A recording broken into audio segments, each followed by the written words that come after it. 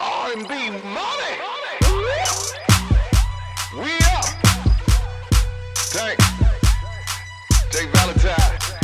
We are the authorities on all things R&B. Ladies and gentlemen, my name is Tank. I'm J Valentine. Woo! And this is the R&B Money Podcast. Yes, it is. The authority Speak on it. on all things. Put a week on it. Oh, R&B. Yeah. Oh, man. We talking about longevity. Yeah. Oh, man. Yeah. Nigga done been here for a long time. Long time. Long time. Trippy Yeah. been started a long time Long ago, time. back in Africa. Yeah. Huh? Yeah.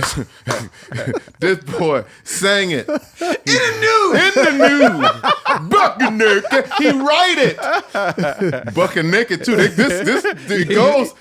You're welcome. He perform it. He dance it. And then he get on the screen and he act it. Yeah. Okay? Yeah. This boy always has a fresh hairline. I don't know how he does it. Been studying it for years. Working on mine. Give it up for our brother, Yeah. Marques Houston in the building. Yeah, MH. I'm glad to be here. Finally. Yeah. Bro. Yeah. I mean, you family, so Oh, of course. it's good to see you. Good to Thank see you you, too. for being here with us, man. I want to go into a story. Okay. As soon as we Oh, start. you getting right to it. I'm gonna Let's kick get right right off. to it. Okay. Kick right off. Let's go. I just started doing R&B music, not singing it, but producing it Producing it. and writing it. Okay. For my ex-wife's sisters. They had a little girls group, and it was three of them. Sing their tails off, right? And so I was like, okay, I'll try to produce a little R&B. And I used to do a little R&B music for them. And their manager at the time was a guy named Thaddeus Edwards, who was like, road manager for Earth, Wind and Fire, Oh, yeah. Usher, like, Yeah. big guy, right? So he was like, I got an opportunity for the girls to open for Immature, right? Really? So at the Baltimore Arena, right? So at this time, I'm like, okay, that'd be cool. Open up for Immature, that'd be straight. I had heard of you guys, but I'm a Yeah. church kid. I'm yeah. church musician. I got all that. Yeah. I got all this stuff with me. You know what I'm saying? Ooh, hallelujah. I got all that with me. You know what I'm saying? Don't So say like- that no more. So they're like, ooh, So both of you that was niggas good. Okay. That was a different note. So they're like Liked Immature. I'm like, yeah, they cool. They're straight. You know what I'm saying? It'd be a good opportunity for the girls, though. It'd be good opportunity for the girls. So I make my little show track for the girls so they can perform, and they do some original stuff, and then they do the SWV cover, like all good stuff, right? And so, they open, they do awesome because we're from Maryland, and then one of the little girls, Fallon, she was actually from Baltimore. Okay. So they got mad love, major love, right? And so at this point, they're singing in front of the curtain, Yeah. right? Because I had never done an R&B show. Yeah. I'd never done a big show like that, so I didn't know what that entailed. I didn't know what that was, but I knew there was a curtain right there, and then they had space to do their thing. Because there's a reveal and that's Yeah. and it was what for the major I artist. didn't know. For the- I didn't for know the this. headliner. So Yeah, I didn't know. Curtain. But Throw I that was curtain happy up out that they there. had the spaces they had, and I was like, I wonder what's behind the curtain. Anyway, so they perform. And I'm like, all right, well, let's get out of here, girls. Good job. And they're like, you don't want to stay for Immature? I was talking to one of the band members, and he was like, man, that's a cool little track you made. I was like, yeah, it's just a little show track, just things I do. I work in churches here, local churches, pretty big in the church circuit here. The So church game. yeah, church they game. know me. Gang, gang. Appreciate it. What are you guys gonna do? How does your stuff sound? He's like, no, we're gonna do a little something. You like Immature? I said, I don't really know the guys. You know what I mean? I'm kind of into some different stuff. John B. Key, Kim Burrell, those people. You know those people? Right? I'm being a full purist, right? Yeah, I'm just- yeah. right. Man. That's And, the DMV too, though. That's DMV. Yeah, That's the DMV. That's what we are. That whole Right? area is like that. And so they're like, One of well, our biggest markets. Oh, too. No, absolutely. they love R&B music. absolutely. No. But they do it. Yeah, I was just there. So they like, yeah, just you to, better just to put do that it. out No, there no, too. That was one of our biggest. I was there. Yeah. Okay. Definitely. Sold out. Yeah, Okay? absolutely. And so we're trying to leave, and it gets it's so much commotion in that back parking area. We're blocked in. So we're like, who's blocking us in? It's a sold out concert. Ain't no telling who's blocking us in. So we literally they're trying to figure out who's blocking us in. At this time, we're like, all right, well, we'll just might as well just watch the show while we sitting here blocked in. or what have you. Yeah. And the intro starts. Mm-hmm. And I think the first song, All Right, the Groove. Was that a thing? All right. Lover's Groove. Lover's Groove? Was that the first one? Lover's Groove. Yep. Was that the first That song? was the first song. I think we intro with. Yep. That's crazy. He still remembers y'all. Yeah. Listen. Yeah. I'm sitting there and I'm listening to the intro. I'm like, oh, that's big. That's a big intro. Okay. We had a Then whole band. I hear Yeah. it started getting crazy. I'm looking at the Yeah. musicians like, Yeah. what is? Why does it sound like that? And then all of a sudden, boosh, explosion. Yeah. The curtain falls. Yeah. These three niggas come running out. Nigga. The crowd is going crazy. Nigga. Yeah. These niggas is stepping. Yeah. This nigga singing. I'm like, these little niggas is awesome. These little niggas is awesome. Yeah, yeah. I don't know their songs, but I'm sitting here like this. Yeah. I remember Who that are show. these little niggas? And at the time, I had a gospel group, one of the biggest gospel groups like in that area. Yeah.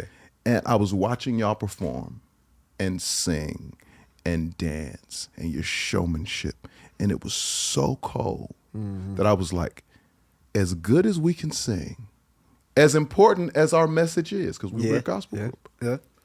we would never be able to follow you. We would never. And I said, guys, I went back to my guys. I said, guys, I just saw Immature. And they're like, and? I said, no, you don't get it. You don't get it. You don't get it. We have to change this up. Yeah. We got to, like, our entertainment value has to go up. Yeah. Like, we have a great message. Why can't we talk about Jesus the way they talking about what they talking about? Why can't our showmanship or our sound, Yeah. why can't it be like that for Jesus? Yeah, you can't pelvic thrust for Jesus. And you if can't. yes, you can. Because we was some pelvic Yes, thrusting. you can. little- You think Jesus don't know about the pelvic thrust? You don't think that God invented the pelvis to be able to thrust and that he would get the glory in that in some way, shape, or form? Yeah. Let's get to it. Huh? And they looked at me like I was crazy. It was like that's the flesh talking. I said, it's not the flesh. So, Immature got you kicked out the church. Immature got me kicked out of the group. I said, look, whoever's, because we tried it, and then it did. I had dancers, tracks, everything. We tried Well, it at you this know, one church. And it didn't that work. was a blessing in disguise because now you know. Well, at the time, I'm was like, you able to- guys don't see it, what I'm trying to do. And guess what happened? So, you know, I think, I feel like I kicked them out of the group, but it was just me who was not in the group no more. So maybe I got Who's kicked out. coming with Whoever's a group, we practicing tomorrow. I'll see you He there. was the only one in practice. So you know, maybe it just it was a mutual decision. We'll call it. It wasn't. And so I was solo there on my own. But that pushed me to The flesh. want to be. It pushed my your flesh. flesh. It pushed my flesh to want want a to be pelvic seen. thrust. Yeah. But guess what? As I'm saying, I wanted to do all of that when we talked about this before. Then all of a sudden, here comes Kirk Franklin, Yeah, and I'm like, I told you. GP I told you. because I was a GP fan. We all were. GP. I said, I told you I was like, that the woo. Lord deserves that. You know, it's entertainment. You guys pushed me to that. You guys pushed me to develop in that way And to that's a be good thing. entertaining. And then I went and bought your music and See? started listening to your songs. And I was like, okay, first of all, I feel like they're adults, they're midgets. Because we're the little people. They're little people. Because Get your terms little right. people, yeah, Little little people, people. yeah, okay, because those were grown records. They You had were. no business That's true. singing those records because those were sexy records. And those you were know nasty what? You know time what it is? records. It was crazy because when we started as Immature, we were signed to Virgin Records. We were like 8, 9 years old. We had the crazy hats. That was Yeah.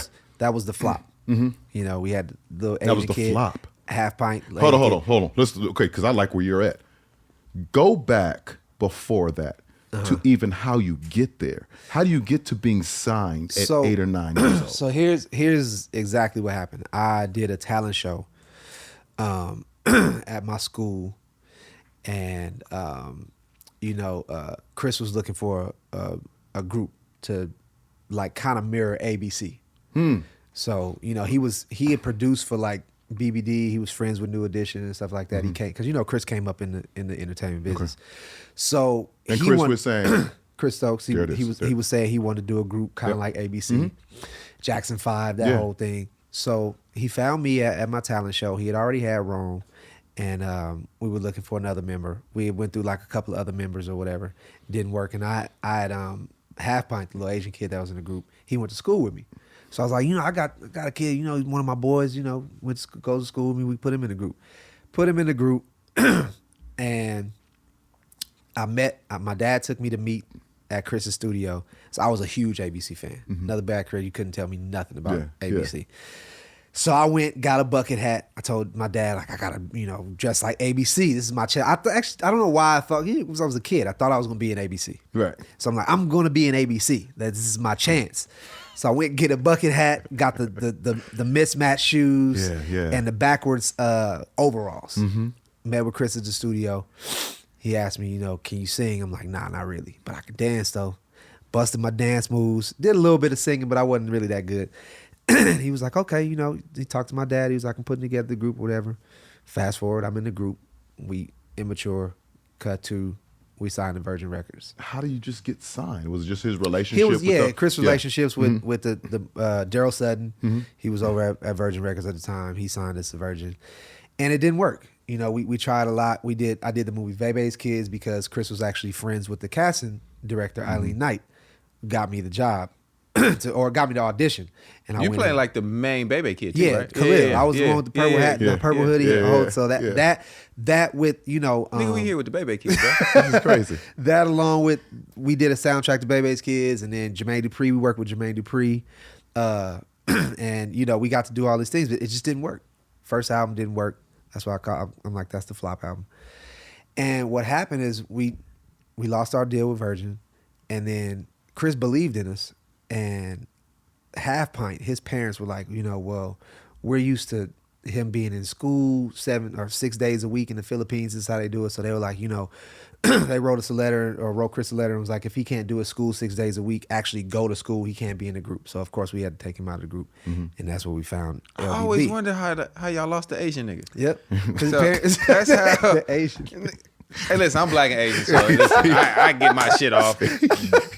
He was like, I'm black and Asian. definitely So discriminatory. I was wondering what happened to Asian. That's my what people. happened. They were like, they wanted him to go to school. Like, it was like, we don't want him to be, if he can't make 6 days a week in public school, and we like, it's not even possible. That you can't do. It's that not possible. without a tutor. So they took him out, and I'm like, well, my neighbor, they right down the street from me, can play the drums, and that was LDB. Wow. Kelton. And we put Kelton in the group. But he was the drummer actually in our band, because we had a kid band, and we had it was like the whole Immature to Virgin Records days. It was like big. We did Arsenio Hall. Was Ty Dolla $ign in the band? Yep, he was in the band. Wow. He was the bass player. That's or crazy. no, he was the guitar player. yeah. Ray J was the bass player. Who was the bass player? Ray J was the bass player. Brandy was the background singer. Ray J is always going to find his way Always. into the story. Ray J's I don't the care bass who's player. here. Brandy I can play the Norwood bass, my nigga. was the background singer. What? Yep. Wait, break that down one more time. So we get this right. In the Immature band. In the Immature band, Ty Dolla Dolla's $ign. the guitar player. Ty's dad was the orchestrator. He was the production manager of all of it. Okay. He did all the like band stuff. Ray J was the bass player. Ray J the bass. He didn't play bass though. I was about to Yeah. say, Nah. I don't think Ray J He plays definitely, bass. definitely was the gimmick, and we would perform, and we'd be like Ray J on the bass, and he would hit this note, and he would like boom, and then he would do this run like yeah, or something like that, and that was his moment. Yeah. And then gotcha. Brandy would do her thing. Yeah. So Brandy was a background vocalist. Ray Oh, J was the man. bass player. Ty Dolla was the guitar player, and Kelton was the drummer. Yeah. So then when but Kel would always get in the front of the pictures, and he would like, you could tell you wanted to be in the group. So I was like, Kel, just naturally step into place. And then Chris put his money together and recorded a whole album on us, and that's the album, the I Don't Mind, Never Lie, all those. Yeah. And we took it to Ernie Singleton at MCA, and we got signed to MCA. Shout out to Ernie Singleton. Come on, man. Yeah. Come on, Shout out to man. Ernie. And what year is this? This is 92, I think. Yeah. I was 12. Yeah. Yep. Yeah. What was the first? Was what was the first single? First single was Never Lie. Never Never lie. Lie. Yeah. Well, you niggas in like a tree or something? Or Yeah, we was in a tree with the beach. You niggas was in like a tree. That's all I remember. I'm like, And I but it remember was we was these niggas on a recording this for the tree. song, and Chris was like, "You got to give me more feeling. You got to give me more feeling." At that point, I'm like, I don't know what to, I don't. Yeah, but that relate. record, even it's a grown record. Yeah, so I don't all never our- lie to you again. Yeah, You all our niggas is songs lying is at grown. 12. right. God, to That's all you- girls. That's all you do at 12. I didn't know a lot of girls yet. I was Hey, still telling the You wasn't in truth. this R&B thing, Yeah, baby. you wasn't there I yet. wasn't there You yet. was in You church. You ain't cracked your whip just yet, baby. I ain't cracked my whip. Your collar wasn't fully My collar wasn't. Yeah, so I that's, was like, how do they know? How do they know to not lie anymore?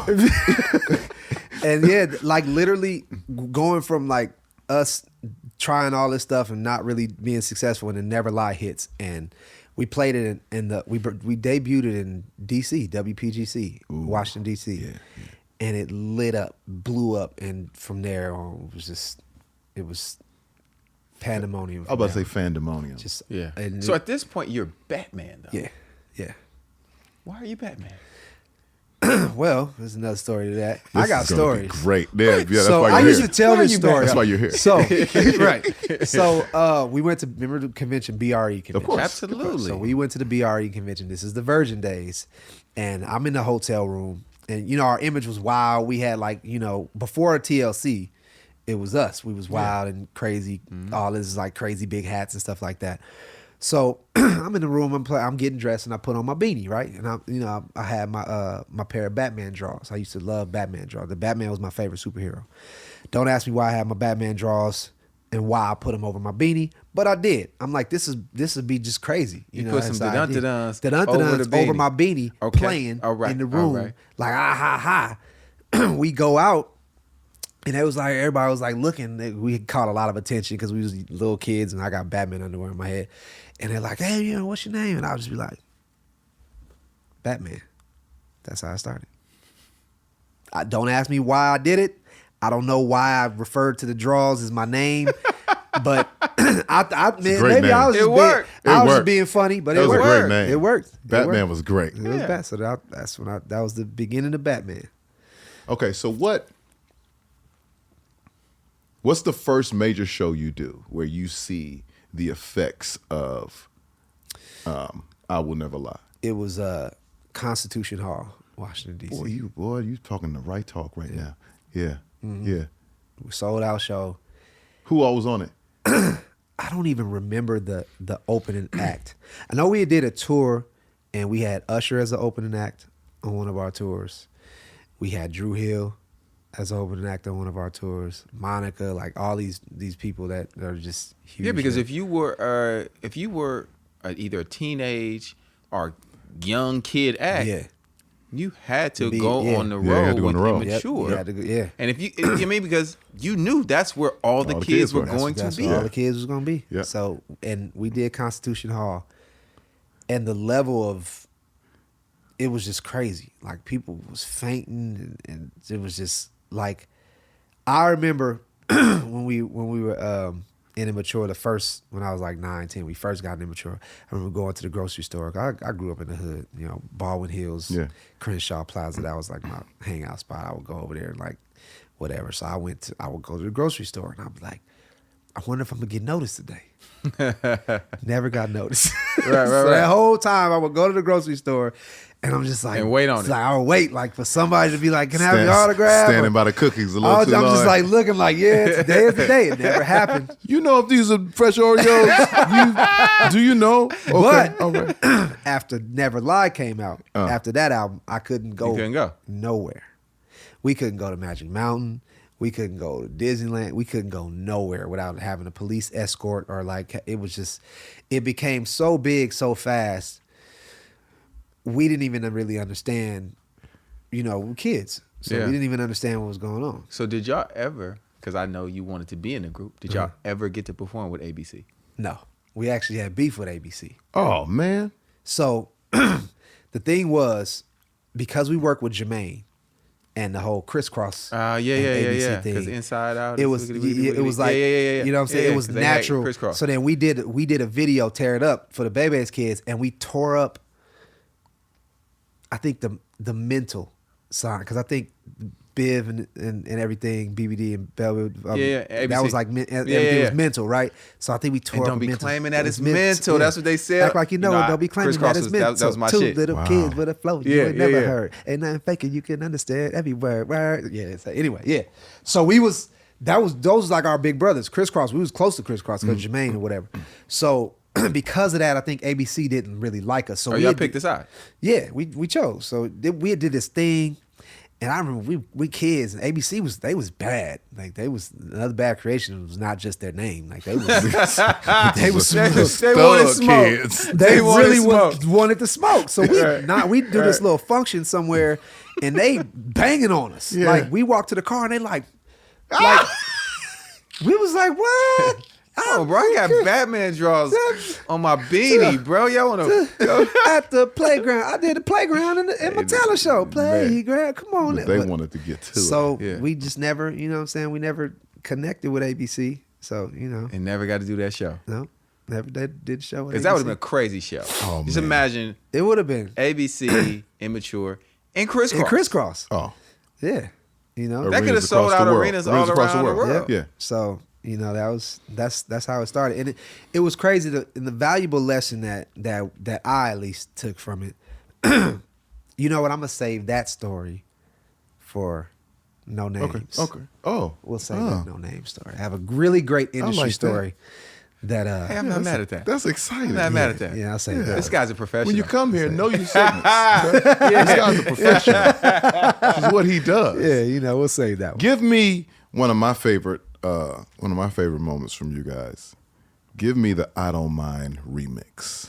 How and why? Okay, so Jesus. Immature, we were big fans of music. And Jodeci Of course. was our Yeah.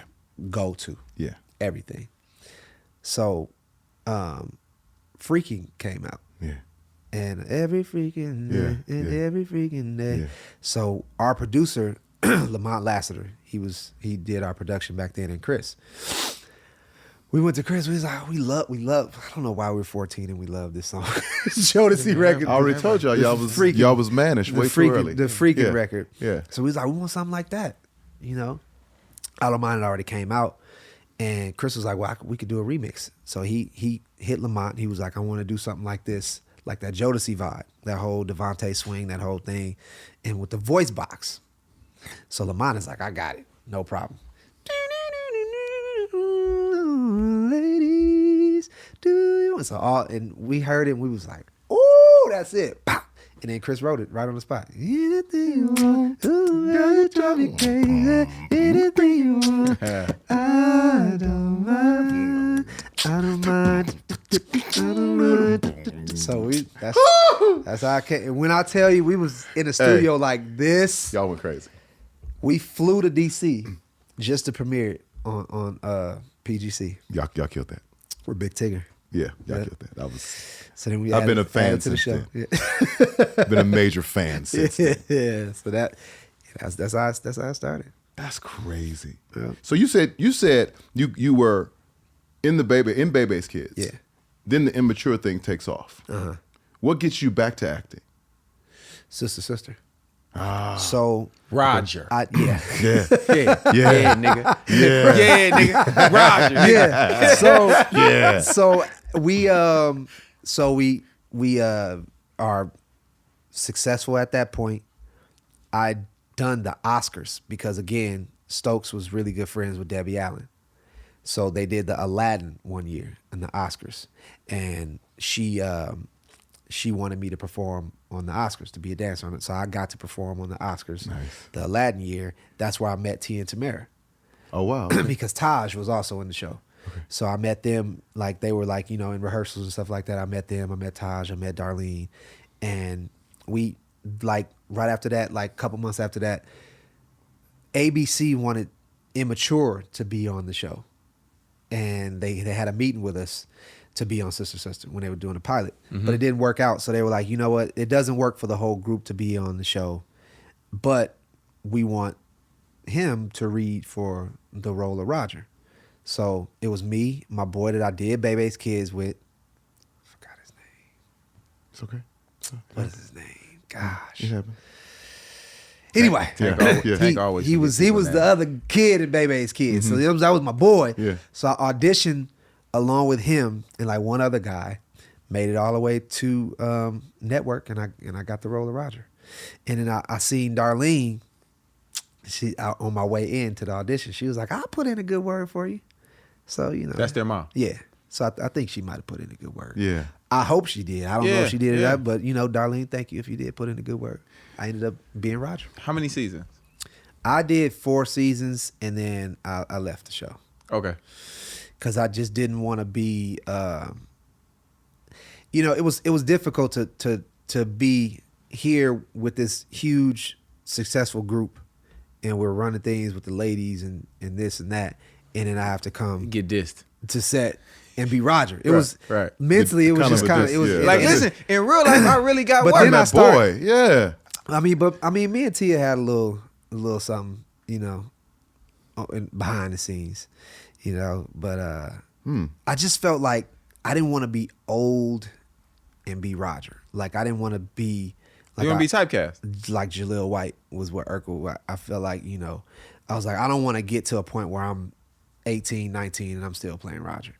So I felt like I was getting a little too old to be that character. And then I went to the executives and I was like, do you mind writing me to be a little bit cooler? So then one season they had the cool Roger, and it didn't really work, and it was just like it was just too much with that kind character. of how with Family Matters, Jaleel went in and wrote Stefan. Yeah, exactly. And had he was able to establish another character. And I wanted to do that, but it character. just didn't work with Sister Sister. It just couldn't work out, So it was just like I left the show because I didn't want people to remember that. And I know where I was going musically that's what I wanted first. That was my first love, and that's what I wanted to do. And I felt like it was getting in the way of my music. It was because back then everything was by Mystique. Back in our day, for sure.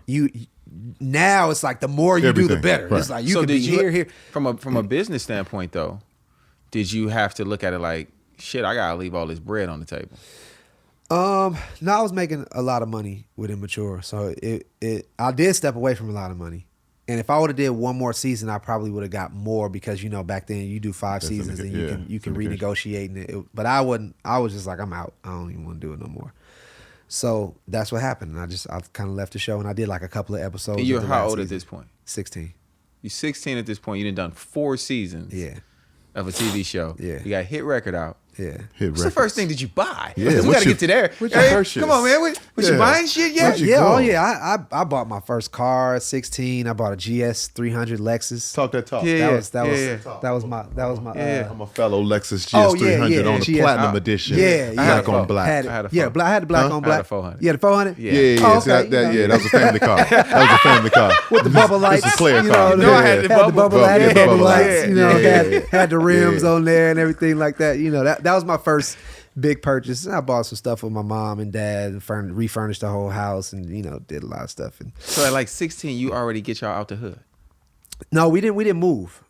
Y'all stayed in the hood though. No, yeah, we stayed in the hood. My dad is like one of them like He like, stay here. This where I'm from. This is where I'm at. And so Yeah, my son on TV. Exactly. Yeah, So your I was- daughter but love my son. I was buying stuff. Around here, I'm the king.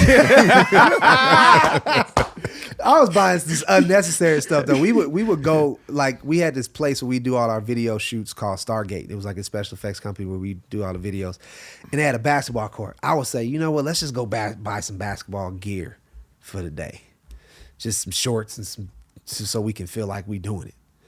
Sweatbands and I was just spending unnecessary money on it, because sister, I was getting like $75 a week. So, as a kid. Yeah. 75 Yeah. week. Yeah, you niggas want to sell drugs. Why? Learn how to act. Okay? Listen, you don't have to be a drug dealer. You 75 a week. Yeah. you get 75 a week if you get your chops up. Easy. Right. So yeah, I was. Do you feel like? Because I feel like when you start acting, when you kind of round out that brand as a successful singer, artist, and as a successful actor, it gives a different. There's a different effect. It's a bigger moment because of that. When you can become a triple threat. Yeah. You know, or quadruple threat, or the more you can do is the better. And I didn't realize that as a kid. I was just like, you know what? I want to sing. I'm a R&B. I'm a pop star. I'm a ladies man. And Roger's not a ladies man. He's tarnishing my image. So if he would have been, you would have stayed? I would have stayed for sure. Because I felt like I'm like and it literally you think in your brain, I was two different people. On the road, I'm sexy. I'm taking my shirt off. I'm doing all on stage, and then here I'm goofy, and I'm being professional. And you gotta I'm going to school, and it's like two different characters. I'm like, this dude he's ruining Immature. But did you ever? Was that a thought? Was that just something in your head, or was that something that you felt like you experienced while you were out? It was Roger was overtaking Immature. No, Sister was a big Sister show. Sister was huge. That's a big show. It's like Cosby Show. You know what I'm saying? It was It a was big show. culturally huge. So I'm like, once I start going out and everybody starts saying, "Go home, Roger," I was like, I don't want that. Yeah. I don't want that. Yeah. It And- might have been the girl you was looking at. You You know, thought was I was cute, like, and I don't- you was like, "What's up?" I It's don't like, want to go Roger, home. if you don't get out of here. Exactly. And then, became we a start. tagline. So we start getting a little bit older as Immature, and it started to become like I'm like I don't want to be seen as Roger because now I'm this nerd, and like I said, everything was about mystique back then. So it was like now I'm overexposing myself as an entertainer, and then it's not working for the group. Got you. So I felt like that kind of hurt the group a little bit. Okay. So it was just like I had to step away, and I was like, it's just time. So now you back Immature full time. Yep. And what's the movement? At that point, we did another album, this big album, and then we fell into this zone where we kind of got stuck when we were like 16 with the Journey album. We kind of got stuck in that, adolescence age where it was like my voice was weird, it was changing, and we were kind of like growing up, but then we like wasn't really kids no more. So it's not like the wow factor being, oh, these kids Gotcha. are talented. Yeah. Now they're teenagers, and it's kind of like, what are y'all gonna do now? Right. So that album didn't really do well. Journey was like, Had all y'all right. done House Party 3 yet? Or 4? No. So not House Party 4 yet. Then after that, we go to the label, and Randy Jackson came into MCA, and he was in charge of our project. For people that don't know, let them know who Randy Jackson Randy is Jackson, and what he became. dude, And what he became. Randy Jackson, American Idol. Yeah. People People didn't realize that he was really a staple in the music Yeah, business. absolutely. He was really a guy. Absolutely. Yeah. Randy was that guy. So Randy Jackson comes in, meets with us, meets with Chris, and says, we want to, the guys are getting older. At this point, we were like 17, 18, going into, there's like, we want to kind of do something different. We want to change the name. And I think that might have been a mistake because Immature was the brand, and we didn't realize that the name Immature was the brand. It's like Boys to Men, and we changed the name to IMX. They came in, the whole MCA staff, okay, we love IMX. We thought about like I'm mature or this and that, but I changed the IMX, and then we put out State of Night. So we kind of crossed. That was our first time really crossing, other than Never Lie, crossing into like crossover pop. That was a huge pop single, State of Night, and it was working. So we was like, okay, we weathered the storm. We figured it out. We figured it out. Gold single, did really good. We crossing over. The whole label gets fired. That happened. Everybody. That was going. Randy, That was happening back J, then. Yeah. everybody. Yeah. Clean house. Right after we have this successful single, everybody gets canned. Our album gets put on the shelf. No more singles, and we ended up leaving MCA at that point. Chris was like, "Let's just go. We'll take the release." And then we did another independent album. That's when we did House Party 4. Then it did another independent album, which was we came out with First Time. I'm not gonna let you breeze over House Party 4 though. House Party 4. No. I'm saying I'm gonna no, let you got- skip. like, You're not yeah, gonna yeah, yeah, skip. yeah, Talk yeah, about it. yeah, Yeah. Oh, House Party 4 No, was a classic. No, it's fucking classic. Yeah, you gotta talk. And Bernie Mac Yeah. Well, Chris that's 3. Tucker? No, that's 3. No. When Bernie y'all Mac, Chris Tucker, that's 3. So that was 3, yes. Yeah, that was. So you had already done 3. We had already done 3, yeah, because 3 was like when we were still Virgin days. Okay. Oh wow. Okay. So Actually, that was before because it threw we me were off. successful. Back to it. Asian nigga in House Yeah, Party he's 3. he's in House Party 3. Yeah. Half Same pipe. time, man. Yeah, I don't Same know you. time, man. Yeah. I don't know you, Yeah. man. It's so stupid. And what was it? What was it? Was it sex is a weapon? Sex is Sex is a weapon. Sex is a weapon. Yep. So yeah, House Party 3 was before we actually. No. You niggas actually went and made your own house party. We had for our it. own house Yes! party. That's Yeah. Now it's Yeah. all clicking now. These Yeah. niggas took the movie. Yeah. So we just and we signed a New Line Records, came out with a couple records and that did. Wait. Like as in New Line Seminar Yeah. had a record label. Yep. Wow. New I Line didn't know Records. So that's how y'all was able to negotiate the movie. Yep. So New Line Records put out. Oh yeah, y'all been doing business. Yeah. Yeah. I mean, Chris Stokes is a genius businessman, Yeah. so he's always gonna have the what's next.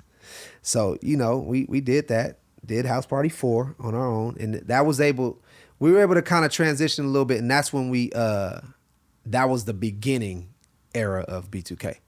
That's where they start coming into to the picture. So what most people don't realize, you were, from my understanding, you were a part of the label. Yeah. Like, yes, you were Marques Houston, Batman Yeah. from Immature and IMX, but you were also an executive. Yes. You were With B2K. instrumental in discovering acts. Put together, and putting all- together yeah. projects Yeah. and this whole thing at, what, 18, 19 years old? Yeah, it's about, yep. We produced, we had our producing team, Platinum Status, we produced all of B2K's Yeah. music. We had a couple of acts that, we produced on Destiny Child. Like, we were going into that, going into the production aspect of things. And when we put B2K together, they were kind of like, they were actually we did a song called Clap Your Hands for the soundtrack of House Party, and they were in the video. That was like their introduction. So we put them out, and I remember so they took off so fast, it wasn't even funny. Like, so I remember, so Immature, we were the kings, right? We were like, it's just Immature. It's our IMX, house, yeah. IMX now. It's our house, yeah. We going on tour, We right? the big guys. We go on tour with B2K. The first show, because I think they had already came out. They did they went on Scream Tour, Bow Wow, or they might not even done that yet. Either way, we go on tour. It's our tour, right? First night, they performed and shut it down. We were last. We tried to go. We tried to go.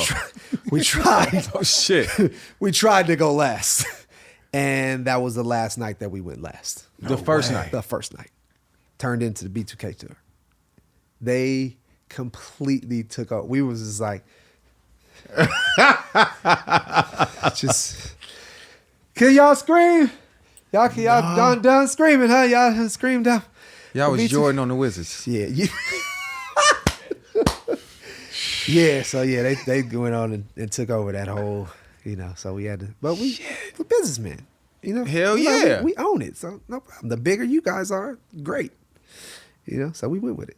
I think that's the other part about you guys' dynamic and network that people don't really pay attention to, right? Because everything you guys do is in-house. Yeah. Literally ownership and everything. everything. Own everything, yeah. Like at one point, Kelton was the road manager. Yeah. For Yeah. was it B2? Was it B2K. Rome was my road Rome manager Rome at was one point. No. The DJ and road manager for Mila J. Y'all didn't go get nobody else. Y'all was like, you know what? Listen, That's when I was at Motown. I'm like, wait. the immature thing Yeah. All right, cool. is cool, but this is how we gonna keep the bread That's right. turning and circulating. Yeah. You are now a road manager. Okay? Yeah. You assistant manager. No ego involved and you're at the all. executive. No. And everybody was like this, cool, let's Yeah. work. Yeah. Yep. I remember I was Max Goose came to a photo shoot. B2K was having a photo shoot, and I was ironing their clothes. And Max looks at me like, "What are you doing?" I said, "I'm ironing the clothes. What you think I'm doing? These boys is about to be huge." You know, this is my group. What do you expect me to do? And he was so appalled by that. And he was like, but you're. I'm like, that doesn't matter. Matter. Because at the end of the day, you gotta, if you believe in something, we all knew what B2K was gonna be. So it was just like everybody hands on deck. I mean, you can either watch the train just go on without you, or you can jump on the train. Be a part of it. Absolutely. Be a part of it. Yeah. It's just being of service, bro. Yeah. There's always a way to be a part, to play your part. Yeah. You know what I'm saying? It's called checking your ego. Man, at the Just door. check it at the door. Absolutely. Just check it at the door. Yeah. Listen, I will do anything when it comes to music. Yeah. It's just what y'all need to keep up Sure. with. No problem. Yeah. 'Cause when you passionate about something, that's I love music. That's what it is. Yeah. But the way you guys set your business up was just a way, and I guess we got to give this credit to Chris Stokes. Yeah, to where absolutely. he always made sure that at whatever high or whatever low you were in, that you were figuring out a way to keep you in it and keep money in your Absolutely. pocket. That's true. Keep you growing, keep you evolving. Yeah. So now probably by 20 years old, you know every facet of the business. Everything. Every facet. Yeah. Everything. I mean, I could do it all. No, it was very much like the Wayans. Yeah. Absolutely. The Wayans, Absolutely. there's always a grip with Yep. that same last With name, the Wayans, a producer, it's an gonna be a actor. Wayans. It's gonna be a Wayans. It's gonna be a Wayans. Yeah. And me and because Jarrell's my cousin, J Book. He's that we're blood cousins. So he still works with our company and everything. So we was talking the other day and we were saying like how we was like the Wayans, like coming up. We was like them, the Wayans of music. Yeah. That's kind of like what we were. And people hated that.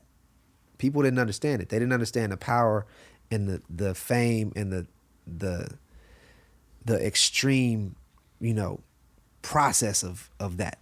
So they hated on it. People would always hate. People would always be, in their ear saying, "Oh, Right. y'all don't." You know what I'm saying? People hate. Bring they this love- person in. Yeah, they love to hate what they don't understand. Of course. And they want to break it up.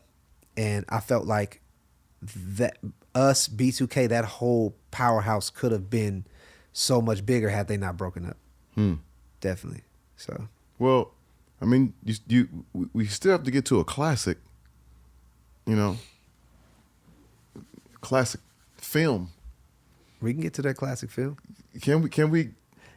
I got a funny ass story too. Can we go? I to- got a funny We ass can story. go. You got served. Can we? We can go Listen, to You Got Served. I got a funny ass story. You go first. Please. So you got served. Please. Here it Please. goes. At this time, I have a production partner. His name is Wade Robson. Oh. Me and Wade did NSYNC together. Right? So he's like, dog, I'm a part of a movie, but I'm not part of a movie. Right? So I'm like, what? Okay. Right? No, so listen, this yeah, is so yeah. you get this side of it, right? Yeah. You're like, Jay, what do I do? I said, what are you talking about? You're a part of a movie, but you're not part of a movie. So at the time, Wade was trying to get in film and television stuff. And I guess he had met some high level executive, whoever the guy who greenlit the movie. Yeah. Randomly. And when they introduced him to Wade, he's like, somebody else introduced him. They're like, oh, this is Wade Robson. He goes, oh, Wade, you're in my movie. And Wade goes, I am? Right? Okay. So him and the executive have the conversation. He don't really know what he's talking about, but he's like, listen, this is the head of a movie studio. If he says I'm in his movie, I'm in this damn movie. Right? So he's like, but I don't know what's going on. So I'm trying to figure out how to ask what movie it is without putting it on blast. What I'm getting paid. I don't know what fucking movie you're talking about. Right. So the long and the short, I guess, is he gets a call from Chris. Yep. And Chris is like, wait, we got, and he's like, wait, the movie? Yeah. And he was like, yeah. He was like, but they told me I'm already in a movie. And it's a, So okay. So here, I got a story to every. Of course. To Of every course. story, Yeah. there's a backstory. Yeah, of course. Yes. Yeah. So two sides of the truth. You got served. Let's just go to You Got Served. Okay. You got got served. clap for You Got served first. Let's get some of that going. First of all, thank you. Get some of that going. Thank you. Yeah. Because Fucking classic. That Yeah. movie. My kids love You Better Serve. So how that started is Chris has always been a man of many talents. He started writing scripts long time ago. House Party was his first movie that he actually directed. He was like, I directed all these music videos. I want to direct House Party 4, the one we did on our own. So he one was y'all like, stole. yeah, we stole that franchise. We'll give y'all album if y'all give us that movie. So he wrote a movie called Dance that was for Aaliyah, Dave Scott, and Genuine, which is why my name is Elgin, why Amari's Never name tripped is off of that. Dave, and why Jennifer's name is Leah. Wow. Okay, kept all the characters. And Yeah. the opposing team was Wade and Max. So it was actually for Wade Robeson. Wade choreographed our videos way back. We did a Good Burger soundtrack. I was in the movie Good Burger. We did a Good Burger soundtrack. Watch me do my thing. Just bars. Just bars. Yeah. Niggas' whole childhood. Yeah. So Wade, Did everything. We've known you forever without knowing you. yeah, Wade choreographed our video. He was our choreographer. Chris gave Wade his first choreography job. It was our video. So he was our choreographer. Dave Scott, who choreographed B2K, was also our choreographer. So that's who he wrote the movie Dance for. Cut to 7 years. That didn't happen. I don't know. He reached out to Genuine Wade. It didn't happen. Cut to 7 years later. B2K was with Sony Records, and Sony was like interested in doing the project. So Chris met with the heads of Sony. They sent him to Screen Gems, which is the executive over at Screen Gems, to do the movie. They're like, we want to do the movie. We're going to send you on the Screen Gems. It's our subsidiary company that does these budgets. We're going to make the movie happen. The executive, and this is a story even B2K weren't aware of back in that time. So, because I wasn't supposed to really be, the character, Elgin, but the executive said Chris showed him my video to that girl because of all the dancing. He's like, this is kind of how I want to do it, and he was like, who's that? I want him to be the star of the movie. So I'm like, oh, okay, cool. Right away. He was like, I want whoever that kid is, I want him to be star of the movie. So that's how I got the role of Elgin. And then so we did it as a project with all of us, B2K. Omari, of course, chose David. Boog was Rico. We did all the characters and everything like that. But like I said, originally that movie was for Dave Scott, Aaliyah, and Genuine, and Wade. So we took it to Wade when we were doing it with Sony, and Chris was like, I want you to do this movie. You got served and play the bad guy. And I guess he didn't want to do it at that point. I don't think he was trying to act or whatever. So he turned it down. So we actually got Chris Jones with the spiky hair to be the Wade. To be Wade-ish. Wade-ish. Yeah. He was very Wade. Yeah, very Wade. it's very, very Wade. So that's how that character came, and then we did the movie, and so they were like, oh, okay, Sony, you guys did this subsidiary movie with these kids. Who cares? Nobody thought it was going to. They was like, okay, so whatever. So Chris went in and said, okay, look, he negotiated deals for all of us, for him, me, and all of B2K, for box office bumps. And what a box office bump is for people that don't know. If a movie hits a certain number, you get it. You get another money. check. You get more money. So at 10 million, every 10 million, he negotiated this astronomical number that we would get at 10 million. And they said yes, because they were like, this movie is never going to see 10 million. See 10. Yeah. It saw 50. So 5 times. Five times. Five times we got paid. So it was just, it was crazy because when we went to the premiere, that's when the group had broke up.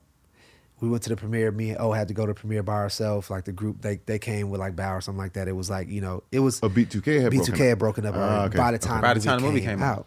So it was whack because we had to go to the premiere and we couldn't really all enjoy the moment together.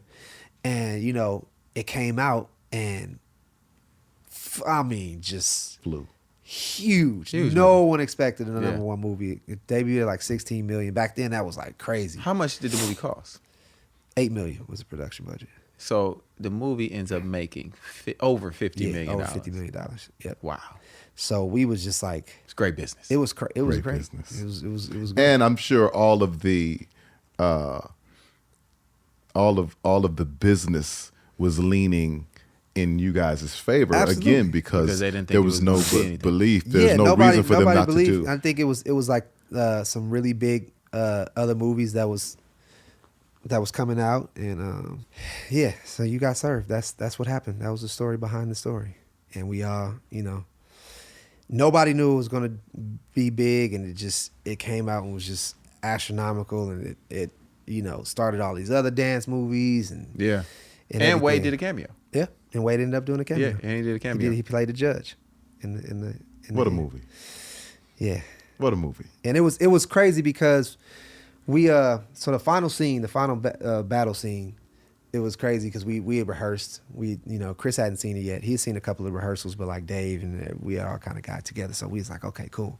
We about to shoot the scene or whatever. Everybody's like amped for the scene. It's like the final battle. We like, woo, it's about to go down. Because like everybody was still battling in their own right. Yeah. Like we was still like it was a real thing. It was a real thing. Yeah. Like even though it was scripted to who lost and who won, it was still real. So we do the final battle. Chris says, cut. He walks up to us. He said, Dave, come here. He was like, that was horrible. That was trash. I can't end my movie with this. So he said, y'all figure something out because it has to be better than this. So we was like, oh, okay. Because we thought we killed it just now. But we was like, oh, I guess it didn't work. So then a couple of dancers, we get together. Dave gets together. He was like, all right, I'm going to put this piece. So that ending battle ended up being real because neither side knew what we were going to do. Coming. Oh, okay. So it ended up crazy. being a real battle, and that's why it was so explosive at the end because that was real. So we was like, even like the slow mo part. Yeah. Dude came to us. He was like, all right, I got this idea. I've always wanted to try it. He was like, so when I do my cartwheel or I do my handstand, I'm gonna go slow motion, and everybody just starts moving slow motion. So he told us to do that on the fly. So all of that stuff was like, that was all like, it wasn't really some of it was choreographed, but most of it was like just us kind There of had like some monster dancers Yeah. in that movie. Niggas was getting big. going. No, niggas was getting All the monsters were in that movie. Everybody. big. Yeah. All yeah. yeah. And I Everybody think that's what really drove it, the authenticity of it. Yeah, it was because You know what I'm everybody saying? was everybody. It was- Because it's like your peers were like, oh no, that's the real thing. Like, Yeah. they They go knew roll, what they was go up. they go Yeah. Showtime. Yeah. Like, Yeah. These No, things are it really was legit. These Yeah. things are really happening. Absolutely. Was that Steve Harvey's first movie? Had he been in a movie before? I that? think it might have been his first movie. I know he did a Steve Harvey show, but I think He had already had the Steve Harvey show before he did it. But I think that was his first movie. He had a lot to do with the script and changing because he wanted his character to be more like a part of the community and part. He was like, Yeah, it he was told dope. Chris, in order for me to do this movie, this is how I want Yeah. this To be character seen. to be Yeah. seen. Yeah. So that's why Mr. Rad, became like the Mr. Rad's Mr. Rad was neighborhood. dope. and, Mr. Rad was dope. Yeah. Yeah. That's crazy. Yeah, bro. I love that movie. Yeah, that I'm movie. gonna too. go, I'm gonna go play that movie for my Me kids. too. today. I still watch it. Play that movie for I can Zion. watch that one like it's not. No, even, like I'm not even absolutely. in Yeah. it. Absolutely. And at this point, present day, Uh-huh. how many movies have y'all done? 25.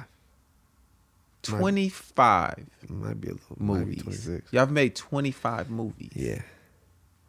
That's incredible, bro. Thank you. Yeah, That y'all have full ownership in yeah, all. Yeah. You know- I you know think what's even more incredible? 3 of them might be partnerships. You know what's even more incredible? 25 movies. Mm-hmm. I've known him and Chris for maybe, I don't know, close to 20 years. Here go Denzel. And Here go Denzel. I've never gotten a call. Tank, we have tried couple of times. Tried where? Couple of times. With who? I think Howard High, we might have tried Howard High. It's been some phone calls. Valentine, no. This is a Valentine, no. Valentine, This no. is a phone call. It's been some scheduling conflicts. All right, Yes, we'll it's table. been- We'll yeah. table this. Yeah. We'll come back to this after the pod. We'll come back. Yeah. See, Listen, Keith Sweat tried to throw me in one. Oh, I said, what? He like, come on, baby. I need you to play this pretty boy and some shit. baby. You know what I mean? We go put Big you in this King. motherfucking movie. I'm doing Chris Stokes, man. Marques Houston, baby. let's get to naked. okay. Story Let's get to- time. Let's get to Oh yeah, So- I'm in the back. Okay, you go first. Okay, so Naked. So we I'll start with the us I did my first solo album. So in IMX, we broke up on tour actually. They broke up on tour. We broke up on tour. Sick of this shit. Peace. It was the last show in Miami. We was on tour with B2K, and the fellas just kind of wanted to do. Kelton was more like, I just don't want to be entertained. I want to be regular. I want to just do regular stuff. I'm tired of the entertainment. Rome was like, I don't really. I want to do more rap. I'm not really interested in like being an R&B singer anymore. I want to rap. Well, Cool. forget So you. I'm like, Don't want to be with the R&B no more. Wait till I see you. You gonna unband. So it was like, I was a little salty at first because I was like, a year prior, I had JD wanted to do my solo album, and this was right after IMX, the New Line album, and I said no, so I was loyal to the guys. So I was like, I don't want to go solo. I'm still in the group. Cut to a year later, like, I don't want to do the group. I felt like, well, y'all could have told me. Y'all could have told me. Yeah. Could have told me that a year ago. You could have told me one of the greatest When I producers of went all with time. JD, she wanted to do my solo album. Y'all could have told me that then. Now I Right. can't go back. Right. JD, we can do it now. Nah. Nah. Anyway, so did the first solo album, and Kenny Whitehead, amazing producer. He did Absolutely. he did a lot of the tone on that album, and kind of set the tone for me as a solo artist. Because I was very nervous. Coming out of a group, I was really nervous on what I wanted to do. I sat down with Chris and I was like, I want to be Michael Jackson. Because everybody wants to be Michael Jackson, right? So I'm like, I'm the next Michael. I want Thriller. I want pop songs. He's like, no, you're not going to be the next Michael Jackson. We want to take your music a little more like ghetto. That's what you come from. You have a fan base out there that's like, used to you being immature, you singing love songs. You're not Michael Jackson. So I was like, okay, that was short-lived. So did the first album, coming down to the second album. First album it did well. It Was it independent? no, it was on Electric. Okay. But it reintroduced me as a solo artist. It did well. It was good. We had Clubbing. That was a single off that album, and that did really well. Kels, he had his run, and I was a part of that run with Clubbing. So the second album, we was like, all right, where are we gonna go? So we sit down. Omari was actually in the studio with Underdogs, recording with Underdogs. He had also went solo. So now there's this. I don't want to do nothing like my brother. I don't want to do nothing like Omari. Nothing. I want him to have his own lane, and I want to have my own lane. If we do anything alike, it's gonna be like, you know what I'm saying? I don't even want that. So Chris is like, are you sure the Underdogs are dope? You know what I'm saying? I'm like, no, I don't want to work with Underdogs. Only because O was working with him. It had nothing to do with the talent of the Underdogs or anything like that. Loved Damon and Harvey. I didn't know you was over there at that point. But, I was like, cool. I don't want to do nothing that Omari's doing. So a couple weeks later, he comes back to me. He's like, okay, I really think that you should go in and work with them. And I was like, all right, I trust you. If you feel like, as long as they can, we can do some different stuff. I don't want nothing like, so I want to do some different stuff. I want to do some nasty stuff then. So I get on the phone. I think I got on the phone with Damon, and I was like, these are 3 titles that I want to do. Naked, Sex With You, and like one other title, something like that. He's like, all right, cool, I got you. So I go to the studio, and was it, I always seem to fall in love at the strip club. Yeah. That was the first song they played for me. Yeah. And I recorded it, right? Yeah, you did record it. But I was like, I don't go to the strip club. I've been to one strip club in my life. Like that's not me. I want to be authentic. I don't go to the strip club. It just really wasn't working for me. And then they played me the one. Yeah. And it was Naked. Yeah. And Tank was in his room. He had the little room in there, and he comes out and plays it for me. And I was like, that's what I want to record right there. That was it. And And we left your vocals on there too. Yeah, listen, I don't mind being the background singer. Had to I leave don't the mind. vocals on there. I don't mind. You know? Yeah. But yeah, that's how it I was never gonna work with the Underdogs, and Chris just kept convincing me like I feel like this is what you need, and it ended up being what I needed. Yeah. I knew you were coming. I said, what if we just take a little bit of Prince? Yeah. And just make it right now. Just make it young. Put a drum on it, and just like really mysterious, really sexy. You know what I'm saying? And the falsetto. And then the falsetto. That kicked it off. Like, I got to give Harvey the credit for the first line. Been a man want anything as much as I want you. Because he was like, Harvey, when he gets his voice. I said, hold on, say that. Yeah. Ain't never been a man as much as I. Yeah. Yep. And we just rolling from there. Yep. Rolling from there. And then I was sex with you. Yeah.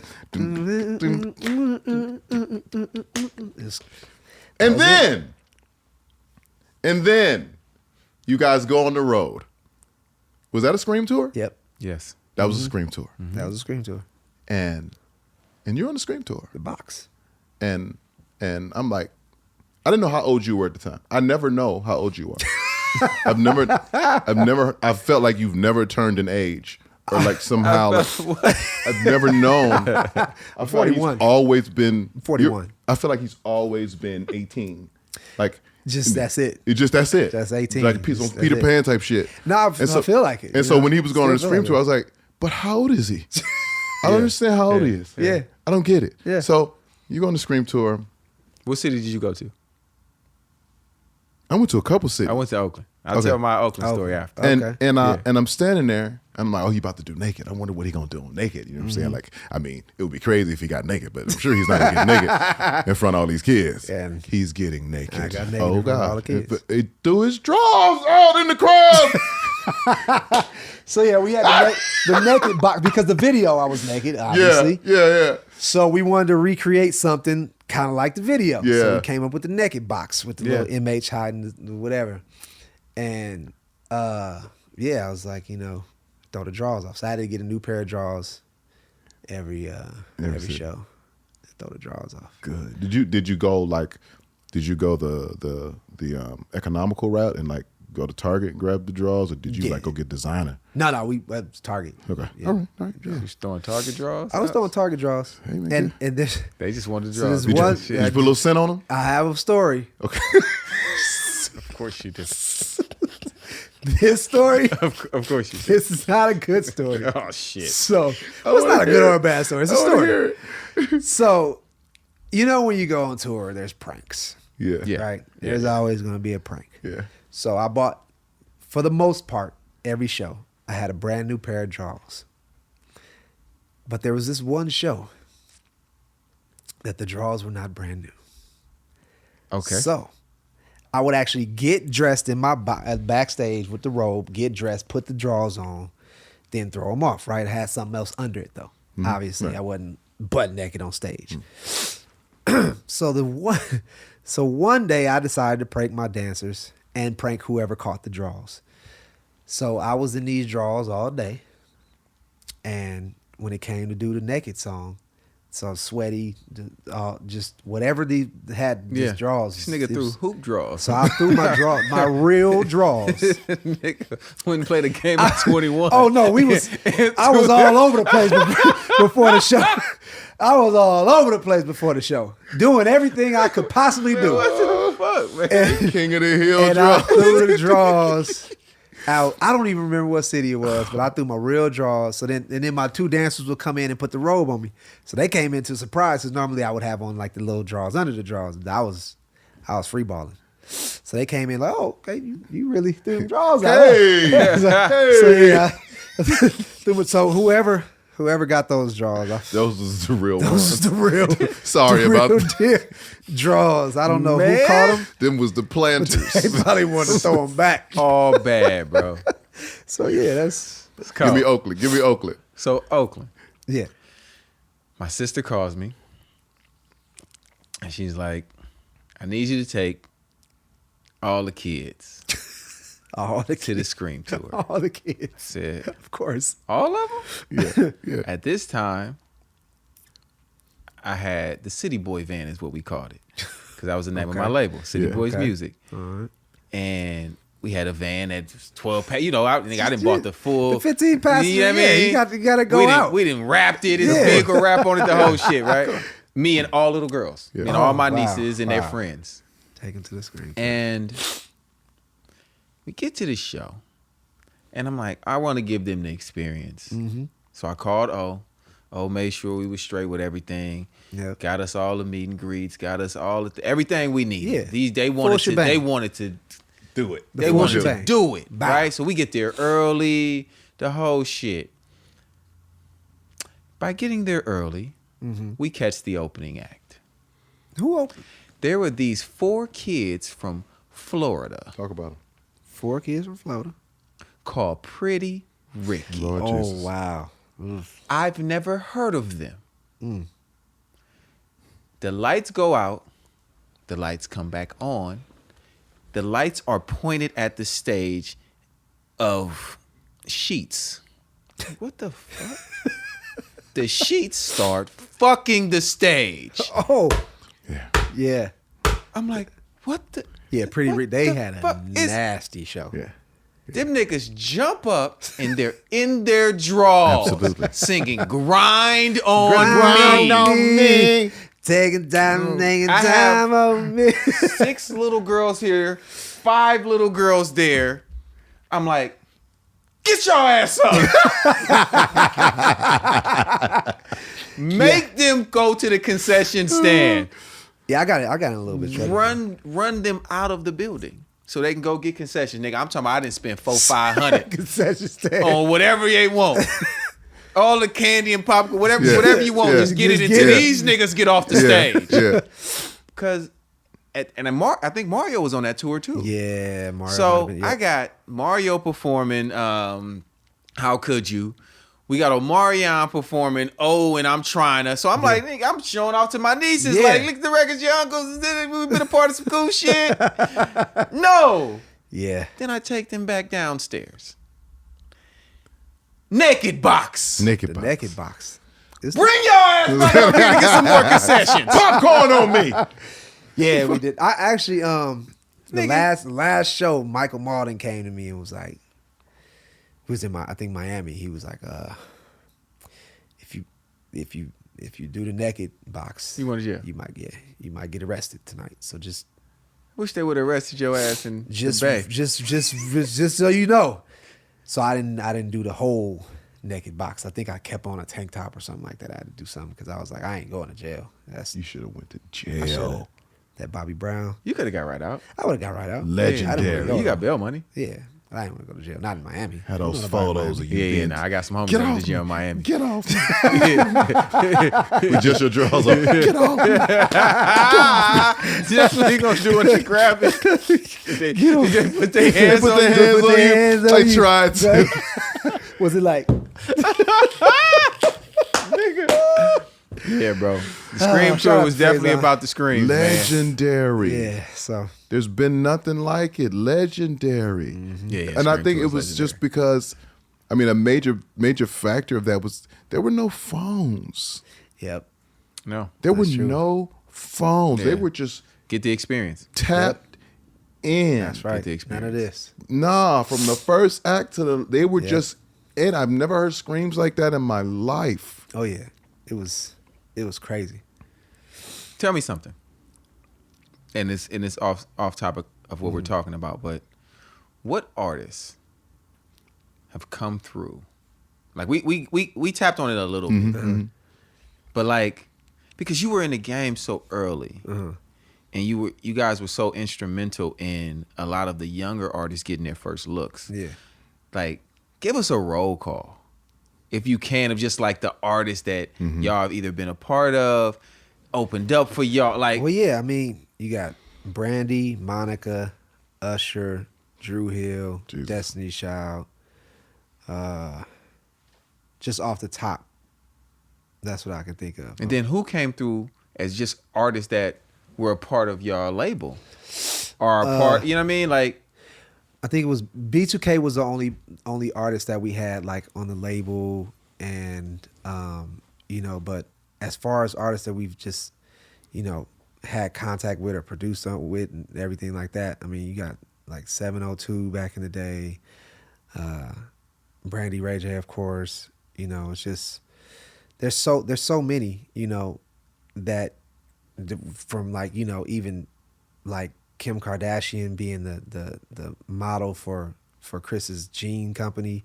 Like that was like her first gig. That was her first thing, yeah, in 2007. Yeah, I remember that. That was the whole thing. Like, you know, Chris was responsible for getting them their show on E, because E did a special on him because of the jeans. She was like naked with just the jeans on, and like the whole thing was a big article on Times Square, and that's what, you know, got the attention of E and how they got their show and everything like that. So just being instrumental and Did he have a girl group too, though?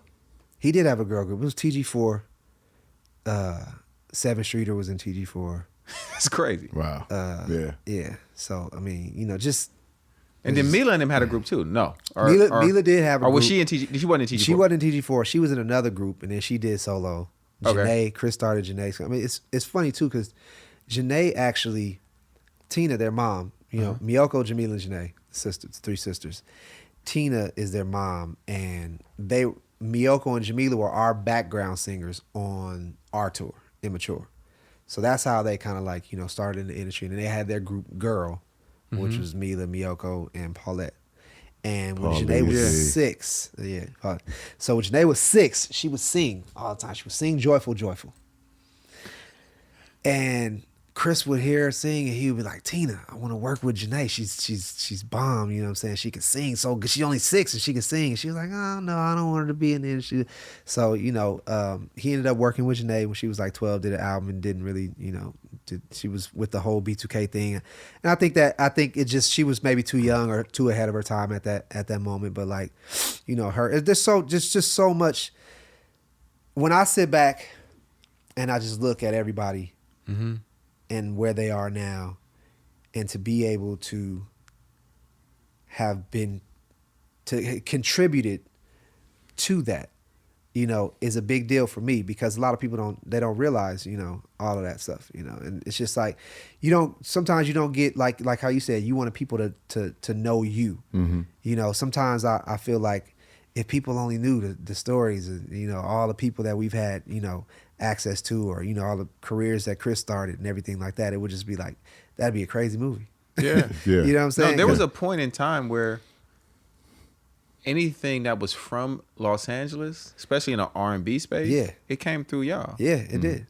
You know, in one way or another. Yep. And it was crazy, because even Destiny Child, so Chris and Matthew were really close, and Chris consulted Matthew a lot throughout like Destiny Child and stuff like that. You know, at one point, me and B were like close. So, you know, I heard all the songs and stuff before they came. Like that, the Writings on the Wall album was that was the album that we were really involved with. We produced like 3 songs on the album. Only one made it. But you know, I would hear all the songs. I heard Bills when they were recording, like Say My Name, all that stuff. So it's crazy stories, because Bills was not the first single. So Matthew came to the studio. He came to our studio in LA. He's like, all right, I'm gonna play out the album. Play out what we going with, you know. So he sits us in the studio and he played this Bugaboo. And I remember Beyonce had called me. She was like, was there ever a song called Bugaboo, when they was recording in the studio? And I was like, nah, I don't think I remember this song. You're just a Bugaboo.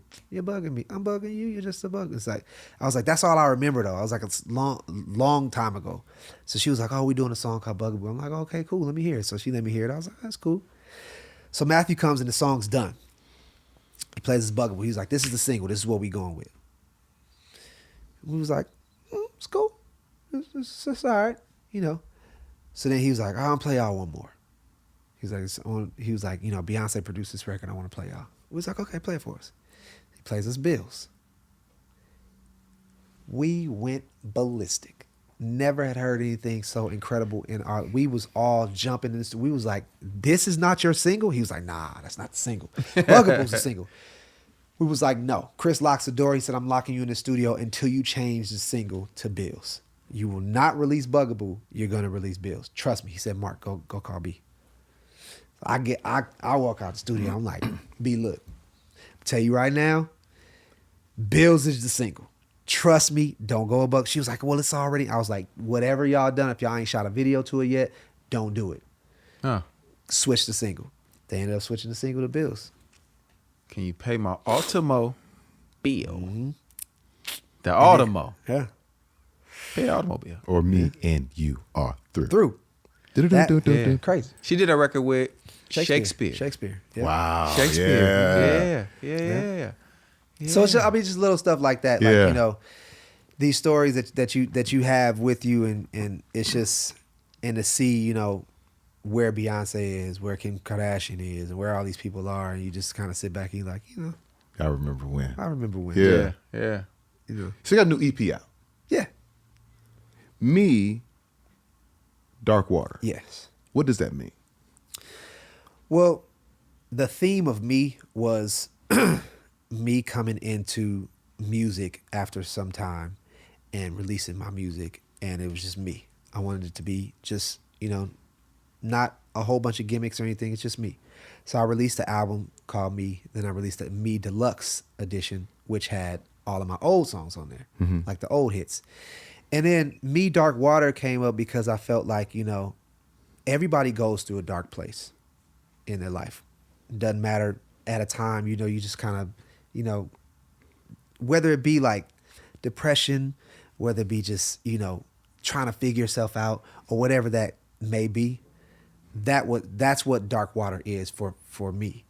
You know, just being in that place where you're just trying to figure things out. And I'm not in that place now. I'm in a way better place in my life now. But when I was younger, I was in that place. And for me, Dark Water was about that. Just being in that place, trying to figure it out, trying to figure out where, you know, what I wanted to do. Because there was a time in my life where I was over music, you know, and I was like, I don't ever want to do music again. You know, I hated how fans was treating me. I hated how, you know, all of that. I'm like, I'm done. I'm going to do this. So that was that place for me. And, you know, getting back to music, you know, with this album, it was really just, you know, a part of me that wanted to come back and say, you know what, I can still do this. Yeah. You know what I mean? I've been through all of this in my life, all these ups and downs. I'm in a place where I write my own ticket now. You know, I can do whatever I want to do.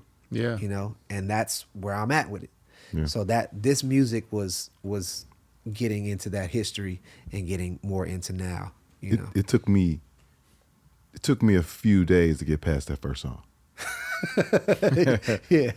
Chokehold. Yeah, that was the one. That When you was the sent it one. to me, I was like, oh, let me see what my guy doing. Yeah. You know, he ain't done that in a long Right. time. Yeah. What my guy on? Nah, I reckon tough. As soon as the chord structure, I said, oh, that's not cool. Yeah. I was like, who would do it? And this, I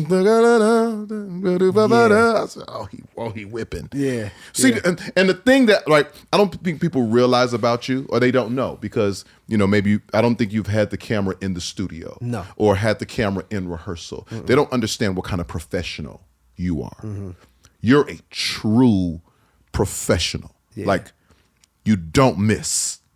I didn't know that about you until Thank we you. started recording Naked. Yeah. I was like, this nigga's cold. Thank you very much. I had no idea. And the thing is too, it was crazy is because growing up when we did all the records, I did a lot of the work in Immature and then the solo album. So I started to not like the studio. So I'm like, as quick as I can go in the studio, I like all the other part. But the recording process starts to become like, Yeah. I gotta go to the studio. You know, so I started to really, really hone in on being precise. So you can get up out of there. Vocals, so I can get up out of there. You know, Hey, and listen. that's You are precise. that's why Absolutely. I was able. I'm like, I want to just be able to, like, when we would do vocals, you know, Harv would be like 4 for 4. Harv is already he's already at lightning speed. Yeah. So I And you met him where I he wanted was. to match his speed. Let's go. I'm like, let's go. 4 for 4. Boom, boom, boom. I want to match exactly what I do. I want to do it the same exact way every time. Because, you know, funny story is when I was little, when I first got into the studio when I was 9, I thought that you couldn't make mistakes. because I didn't know. Like I thought it was just one take, and that's all you get. If you make a mistake, oops, it's just what it is. Oh. So like learning that you could How to double sing and you records can go. through at I was first, like, yeah. this is really like a cool experience. So like I've always made it a point to just be very very precise, because I'm like I know what I want to hear, and it doesn't really matter. Like my voice is already established. I'm not a new artist, so what I give is just what I give. Yeah. So however it comes out, that's just how it comes out. I don't really have to like go in there and say kind of like what am I trying to give? Like I'll kind of sing it a few times. You know who Marques Houston is? Yeah, For sure. and then I'm like, all right, sure. this is what it is. Boom, let's go. And you deliver it live. Yeah. You I do. got a question. And I try to do that. I got a question for you. Yeah. Or more so, I would like for you to give some insight, advice, whatever it is. You've been in this business, and when I say this business, I mean entertainment. Yeah. Because it's all things encompassing. You've been in this business your whole life practically. Yeah. What would you tell the young Marques? That because you've also adjusted in this business and you've been successful for many moons at this point. You know what I mean? Like, yes, we're gonna all have times where it's like, oh, it ain't as sweet as it used to be. Yeah. But I can feed my family. Yeah. And to make a career out of entertainment is tough. It is. To be a child star and become an adult star Yeah.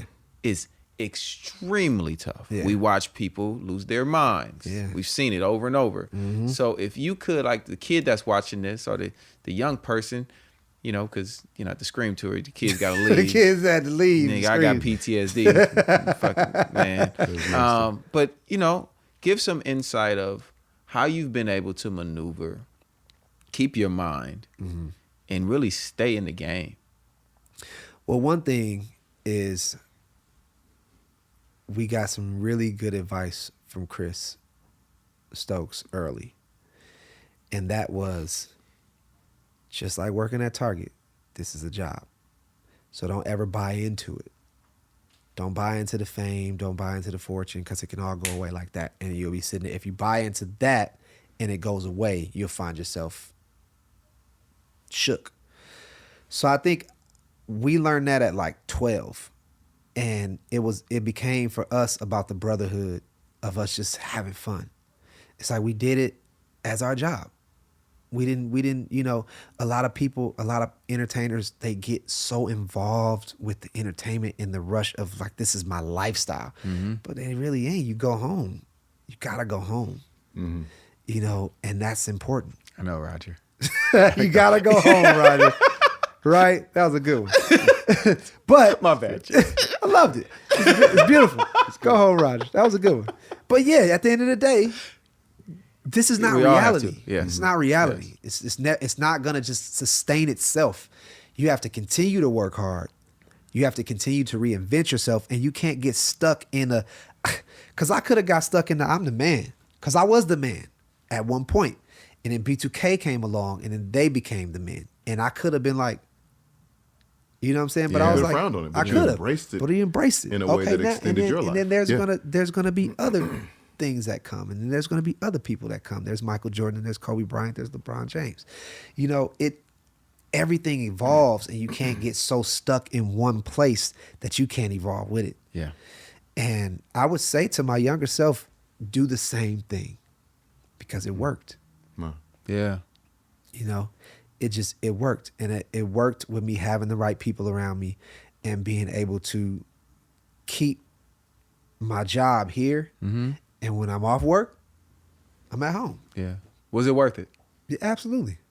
Yep. Yeah. Because people they don't understand giving up How and much you have to- sacrificing yeah. your Yeah. childhood. Yeah, I gave up a lot, and it was worth it, No, because the first time I met y'all were being kids though. Yeah. Y'all were actual kids. yeah. I mean, we I'm- still. I was at the hotel and y'all was just running around We playing tag and still video was games. kids. I was like, yeah, okay, I mean, these are kids. but you give up a lot. But I was that kind of kid that I knew what I wanted. Yeah. I knew that I wanted to be successful, and I would watch New Edition, and I would watch The Boys, and I would watch ABC. You know what I'm saying? And I would watch these kids do this, and I'm like, I could do that. Yeah. And I watched Michael Jackson faithfully. That's all. Michael Jackson. So, and I watched him as a kid, and you know, I would never say that I lost out on a childhood because this was my childhood. Just because It's not the normal. Yeah, it's not the normal childhood, but it was my childhood. Yeah. And Did I you loved go to it. high school? No. There is no high school that Marques Houston There's has laces. attended. Well, I attended 7th grade, and then I think a few months, and then I got out of school and to do sister. I was 12. That was the last time I went to school, public school. I was 12. You lucky. So yeah. That's wild. Yeah. That's wild. Didn't go to high school. Didn't go to college. But yeah, I mean, you know, You went to school in the world. I did. School of Hard Knocks. School of the world, Craig. No, yeah, so he was yeah. getting chalupa. You understand what I'm saying? I mean, he's getting to that He was bag. learning on the Yeah, job. Yeah. Because yeah. I don't think that school prepares you for what life is going to offer. Yeah. Yeah. It doesn't. School is for a very specific thing. Yeah. And you learn. Yeah, you gotta listen. I don't want no doctor working on me that ain't been to school. That's true. I don't want no lawyer representing me That ain't been to school. that ain't been to no school. Yeah. But if you can sing yeah, you don't. You and you ain't been to no school, It don't matter. it's cool. It's cool. Yeah, it's cool. It's cool. It's cool. I still want to work with you. Yeah, funny. exactly. That's true. I man. always say doctors and lawyers are the only ones that need to, those kind of careers depend on school for sure, because you got to know what you're The doing. information is different. But Yeah. Chris ain't never been to no directing school, and he's directed over 25 films and 100 and something music videos. Just experience. We're in a experience. very experience-driven. Gotta be experienced. thing, for You sure. do So I- one I- thing, you do it again. You get better at I it. You can't fail. learn how to do brain surgery on YouTube. No. I wouldn't trust that. It's not like Operation. I'm sure it's on there I too. definitely Now, what don't you do think once it's operation. once you crack the skull, Yeah. be careful with this part. Be careful with this part. 'cause Once you crack the skull. I'm using a hammer, but this dog, you shouldn't do that. But I'm experienced. No, I appreciate that though, bro, because there's so many artists of all ages who need the information. Yeah. And it's never too late. Ever, It's never especially too at this late. point. Get I don't you a care how little old you piano. are. Get you a little piano like Your little Tank. piano like Get you a Tank. little pan like this. And Yeah. And what should they sing when they get the piano? What should they sing? He ain't never been to no school. never been in no school. Or at least he was, but they Ain't no piano he school. left. He left early. Yeah, he left. He left the group. He was a one and done. So we can get to MH's segments. Yeah. It's segment time Okay. with MH. Top 5. Your top 5. Okay. Top 5. Top 5. R&B singers. R&B songs. Woo. Woo. R&B, your R&B, your top, your top 5.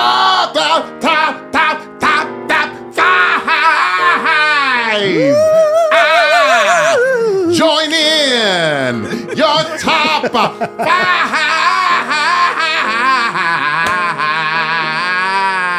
Images top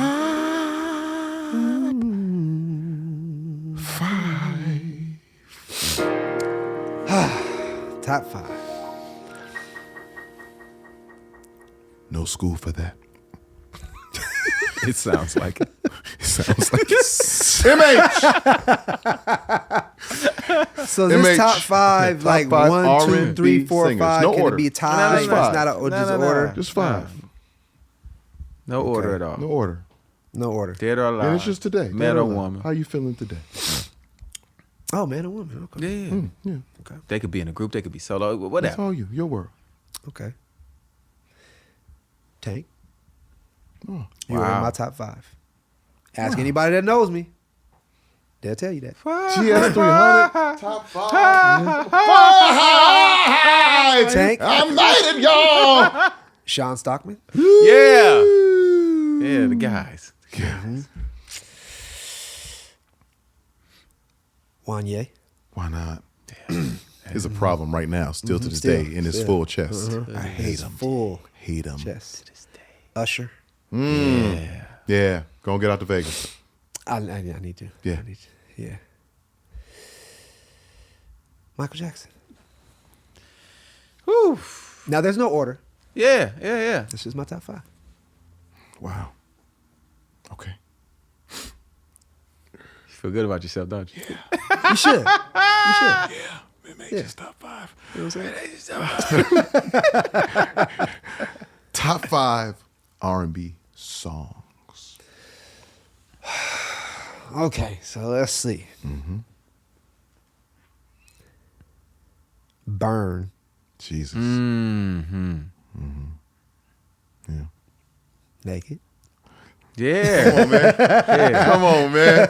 Yeah, listen. Hold on. Go get. What you gonna do?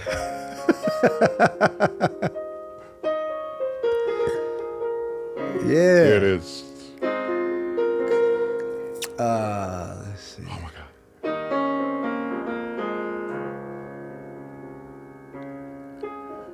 He never been a man much as I want you. Come on, you did it. Come on. Shit. Yeah. The sun don't come until morning. Yeah. Sun don't come up till morning, so tonight as though it's you. He's a pro. He's a pro. He's a professional. Okay. Naked. Thank you, sir. Oh, Walk Away, which you probably don't know. It's on my first album. Song called Walk Away. I'm gonna go back and listen to So that was the joint that you was in love with. Kenny Whitehead. that. Okay. I'll go back and see that. Walk away. Walk Walk Away. First album. First album. First What's the name of the album? MH. MH. Go. I Believe I Can Fly. Wow. Does that count as R&B though? Yeah. Damn right. Because I was Don't give that to barely nobody playing. else Okay, but us. That's what I thought. It's ours. All right, that's what I thought. Shit. Okay. Yeah. That's 4, right? Yep.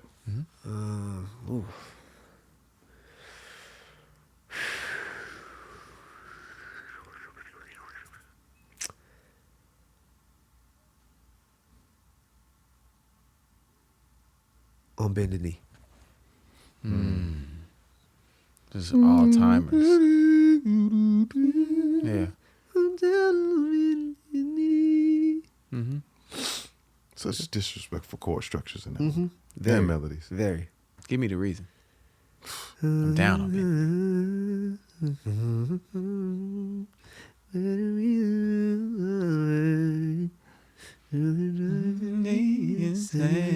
Hey man, when I talk about Cole, Need one more chance to prove my love to you. Yeah. Come on! Yeah. Come yeah. on! Yeah. when last time you been to a Boyz II Men concert? Never have. What? And that's my favorite group of all time. Never been to a concert. Oh, I done been to hundreds. I just opened up for him at the Barclays, Yeah. and I I got go on. to as many Boyz II Men concerts as I can. No, I got Never on. I been. did my thing. I did my set. When we titties out. At a Boyz II Men, you know what? You No, I opened for them. They were I there's know, but multiple it's still acts a on the Boyz II tour. Men. Anyway, I'm going to do Relax. Tank. Respect Okay? Tank has to do the Tank. lineup. Yeah, they got to get in shape. So I came out there and I did what I do. I shook the crowd. Yeah. Okay. Shook Yeah, their Tank. asses up. Made them Tank. nasty. All Horny. right. All right. Okay. Boyz II Men came out on stage. And Fully erased, clothed. fully clothed, and erased everything. A little older. That it had, listen, they had erased everything that happened before they got on stage. Yeah. Nothing Yeah. else mattered. There was an artist that was supposed to go after them. We'll talk about that. No, nope. It's Boyz II Men. Boyz II They Men. and I'm sitting there watching Barclays Arena go ape shit crazy from start to It's a finish. moment in Yeah. time. too. Listen, It's and I like think you they- lose they're yourself. my goat You lose group. yourself. They only had like 40 minutes or something like Boyz that, II Men? which is dangerous Yeah. because it was Yeah. just Because that's Yeah, 40 minutes of number ones. Number one. Yeah, that's all just the number ones. Just smack. That ain't even an album that's song. not fair. That's not fair. That ain't even 50 candles. That's not fair. They ain't even getting into 50 Yeah. candles. I was in the back. I was in the back of the arena, went around just so I could watch them, uninterrupted, and I just danced. I just danced and waved my hands and sang the That's songs. what you got to do. Lulu was singing the songs. Of course. I was like, Lulu, you sing? This is crazy, bro. Like, We're going to all sing Bend the Knee. Yeah, bend the knee. Yeah. Because the boys, the men, we must all bend the knee. Yeah. There they all right, here we go. Boys, I want to ask you something. Okay. Voltron. Now that's Here we go. No, here we go. So I want to know. I'll give you time to think. You're a pro. I know you're ready, but just you're Voltron. Who you getting the vocal from? The performance style, the styling, and the passion, the heart of the artist. Who are you getting the vocal from to build your artist? Who gonna be the lead singer? I would give that to Michael. Why not? No, I would. Why not? Why not? As Why you not? should. Yeah. As you should. As you should. Yeah, that's Michael. He's gonna take that one. Michael had the ability to create a style. A style of Yep. singing. And many have tried. Yeah, D- and it's not doesn't gonna- happen. Cannot it's be not duplicated. gonna I wish a nigga would go on a song. There's a couple niggas that did that. A couple niggas that have, but I wish a There's a nigga couple it of don't would. sound the same. Chadlude. I wish you would say You Chadlude. can't say You can't say Chadlude. Chadlude. Chadlude. You Chadlude. can't. You can't say You Chadlude. can't say Chadlude. Facha. Facha. Facha. Facha. Okay. Yeah. My daughter says "Hacha." Facha when she hits me. So maybe he was on something. You know. He's a man of the arts. Yeah. Who are you getting the performance style from? I already know you want to say. You don't know what I'm gonna say. I do. I don't know what you're gonna say. Really? Performance style Style? on stage. Yeah. Who you gonna give to your Voltron artist? Chris Brown. Ooh. You didn't know that. You ain't know that. You thought you knew that. You thought he was gonna say Mike. It's in the same Yeah, family. yeah. It's 1A and 1B. Is he nasty? Okay, I just can't, boy. Breezy is a There's problem. something wrong with him. He's a problem. He hell of a performer. He's a problem. Styling, the drip of the artist. I would give that to Chris. He's had some good, He's drippy. Yeah. some good, It's good background with that. it's 5 racks of drip Yep. Man. in his dressing room. He got all of it. He All the clothes. refuses All the to clothes. be boxed in on any standpoint, musically and style wise. Yeah. Right. He does it all, Absolutely. and it all works. Yep. Never seen an artist like that. Yeah. All right, the passion of the artist, the heart of the artist. The heart of the artist. Got that shit make you do wrong.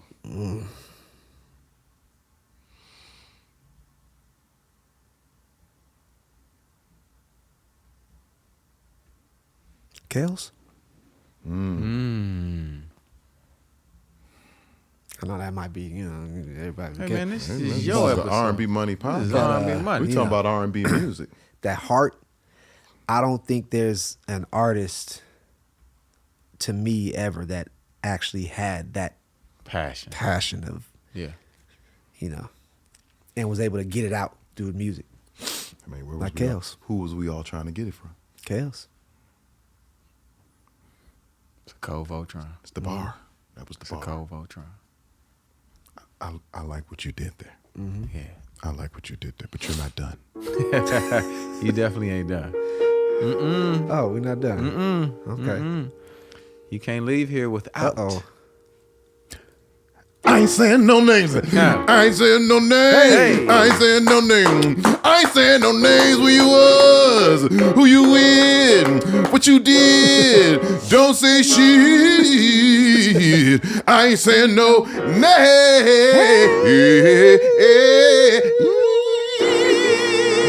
Gotta hit it with the high. So the story time, right? Yeah. So we're going to. Hey, Okay, man. okay. Hey, relax, man. He stay ready. I just don't want He stay ready. Guns This is a loaded. good one. What? Guns I don't know if loaded. It's a good one. No. Listen. So I'm Okay. gonna give you the breakdown. So Okay, make yeah, sure give me it's the a good breakdown one. so I can make sure. Just make sure it's a good one. Okay.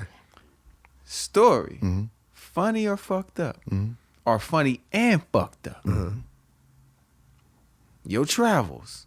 That's Marques Houston. Batman. Batman. There have been many in the movies, but in this community, Yeah, it's only been one Batman. That's right. Yeah, You him. That's right. You him. So this is Marques Houston, the legend. Understand the man that we got in the building today. This is his I ain't saying no names. Yeah. So, this is a good story. Okay, so I'm in the story though. So can I say my name? Yeah, you can say Alright, your so, name. so You we, gonna say that? You gonna go third person on us? yeah, I can go third person. So, Might as well. Batman was in a group, and Batman didn't really know the industry that well. Okay. He was a kid that was very wishful, and he thought it was glamorous, and he grew up thinking that it might have been real. There may have been some real people in the industry, but he found out quick that this industry was very fake. And I'll tell you how he found that out. So, remember when I told y'all earlier, Chris Stokes took his own money, paid for the album, right? Did It's the a album. name. You just said a name. Oh, but that's the back. He Okay. give you Yeah. give me context. I'm Okay, just well, trying to somebody. make sure Okay, you we'll say observe your somebody rules. paid for the pay. Okay, You somebody get that off? Is that You can get fine? it off. You can get it Okay, well, somebody paid for the album. We did the album, took it to a label, Mm-hmm. got signed through a guy. That was the person at the label. Mm-hmm. He signed it, the group.